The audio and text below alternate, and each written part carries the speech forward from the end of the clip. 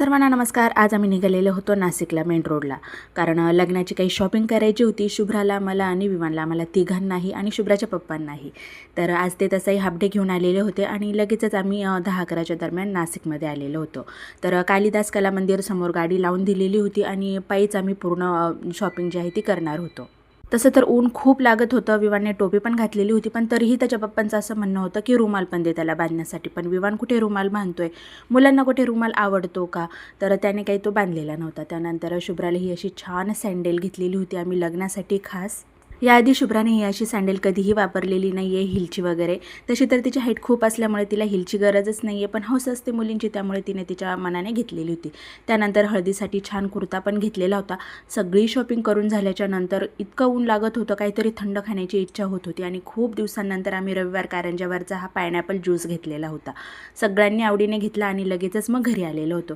त्यानंतर दुसऱ्याच दिवशी होती अक्षय तृतीया. तर सकाळी स्वयंपाकाला लागलेली होती मी आणि या पूर्ण स्वयंपाकामध्ये शुभ्राची मला खूप मदत झालेली होती, म्हणजे नेहमीच ती मला मदत करते. तर आंबेरस जो आहे तो शुभ्राने बनवलेला होता आणि माझा इकडे जवळजवळ पूर्ण स्वयंपाक होतच आलेला होता. तर भजे, पापड, कुरडया ही असा छान सार झालेला होता आणि सोबत होत्या पुरणाच्या पोळ्या. तर हा असा पूर्ण स्वयंपाक तयार झालेला होता आणि साध्या पोळ्या ज्या आहेत ना, त्या मी शुभ्रालाच करायला लावलेल्या होत्या, कारण मला नैवेद्य बनवायचे होते. तर हा असा छान आंबेरस शुभ्राने बनवलेला होता. नैवेद्य दाखवून झाल्याच्या नंतर 3-4च्या दरम्यान आम्हाला नाशिकला जायचं होतं, कारण लग्न अगदी 3-4 दिवसांवर येऊन ठेपलेलं होतं आणि आईच्या सवासणी, हळदीकुंकाचा बाजार, सगळं काही कामं राहिलेली होती.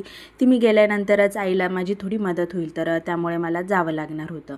तर त्यामुळे आम्ही पटापट हा स्वयंपाक करून घेतला. तसं तर आम्ही कालच जाणार होतो, पण मग आजचा नैवेद्य दाखवणं खूप गरजेचं होतं, त्यामुळे हे सगळं झाल्याच्या नंतर आम्ही लगेचच निघालेलो होतो.